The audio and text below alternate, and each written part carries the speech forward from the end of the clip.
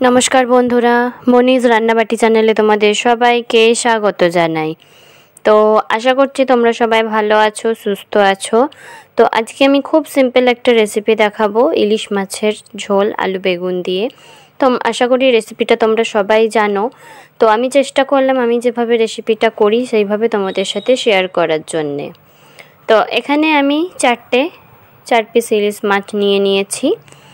তো ইলিশ মাছটাকে আমি নুন আর হলুদ দিয়ে কিছুক্ষণের জন্য একটুখানি মাখিয়ে রাখবো।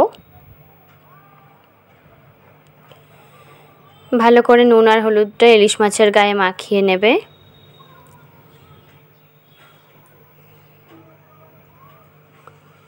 দেখো ইলিশ মাছগুলো মাখানো হয়ে গেলে আমি এখানে একটা আলুকে ভাবে করে কেটে নিয়েছি, লম্বা লম্বা করে আলু আর বেগুনকে কেটে নিয়েছি।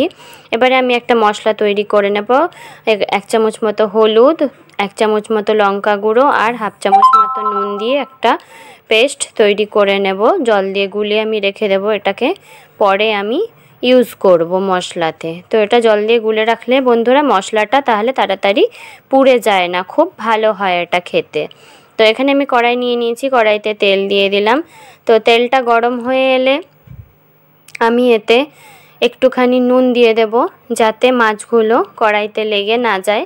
তো সেই জন্য আমি একটুখানি নুন দিয়ে দিলাম। অবশ্যই তোমরা মাছ যখন ভাজবে সবসময় নুন দিয়ে ভেজো, দেখবে মাছ কড়াইতে একদমই লেগে যাবে না। তো এখানে আমি মাছগুলো দিয়ে ভালো করে মাছগুলোকে লাল লাল করে ভেজে নেব। তো দেখো আমি উল্টে পাল্টে একদিকটা মাছগুলোর ভাজা হয়ে গেছে, আরেক দিকটা উল্টে আমি মাছগুলোকে ভালো করে ভেজে নিচ্ছি। তো দেখো আমাদের মাছগুলো ভাজা হয়ে গেছে, এবার আমি মাছগুলোকে তুলে নিচ্ছি।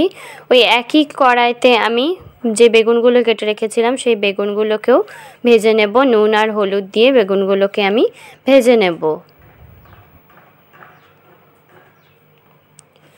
তো দেখো আমার বেগুনগুলো ভাজা হয়ে গেছে লাল লাল করে। এবারে বেগুনগুলোকে আমি তুলে রেখে দেব। বেগুনগুলোকে আমি তুলে নিয়েছি। এবারে যে আলুগুলো কেটে রেখেছিলাম সেই আলুগুলোকেও আমি ভালো করে লাল লাল করে ভেজে নেব।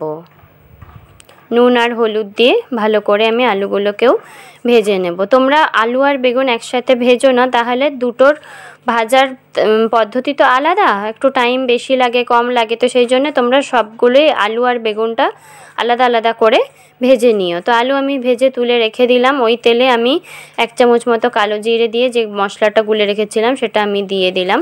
এবারে ওই মশলাটাকে ভালো করে কষিয়ে নিচ্ছি। তো দেখো আমি ভালো করে মশলাটাকে কষিয়ে নিচ্ছি। মশলাটা কষানো হয়ে গেলে এখানে আমি 3টে চেরা কাঁচা লঙ্কা অ্যাড করে দিলাম। আর যে আলু আর বেগুনগুলো রেখেছিলাম সেই আলু আর বেগুনগুলো দিয়ে আমি ভালো করে নেড়ে নেব।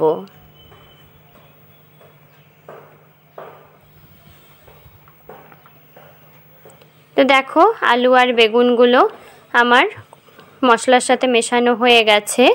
এবারে আমি এতে 1 কাপ মতো জল অ্যাড করে দেব। জল দিয়ে আবার আমি ভালো করে নেড়ে দিচ্ছি। দিয়ে নেড়ে দেওয়ার পর যে মাছগুলো আছে সেই মাছগুলোকে আমি এখানে দিয়ে দেব। দিয়ে ঝোলটা একটুখানি ফুটে এলে তারপর আমি এটাকে ঢাকা দিয়ে আলুগুলোকে সেদ্ধ হতে দেব। দেখো ঝোলটা ফুটে এসছে, এবারে আমি ঢাকা দিয়ে দিচ্ছি, এটা কিছুক্ষণ সেদ্ধ হোক, তারপরে আমি তোমাদেরকে দেখাচ্ছি। তো দেখো আমার ঝোল রেডি হয়ে গেছে, দেখতেই পাচ্ছ কালারও চেঞ্জ হয়ে গেছে। আমি তোমাদেরকে দেখিয়ে দিচ্ছি, দেখো সব আলুও সেদ্ধ হয়ে গেছে, সব সেদ্ধ হয়ে গেছে। তো এবারে আমাদের ইলিশ মাছের আলু বেগুন দিয়ে ঝোল রেডি হয়ে গেছে। তো চলো এবারে নামিয়ে নিয়ে আমি তোমাদেরকে দেখাচ্ছি। তো দেখো আমাদের ইলিশ মাছের আলু বেগুন দিয়ে ঝোল আমাদের রেডি হয়ে গেছে। তো ভিডিওটা যদি তোমাদের ভালো লেগে থাকে তাহলে like, share, comment and subscribe করে অবশ্যই আমার পাশে থেকো আর আমার ভিডিও দেখতে থেকো।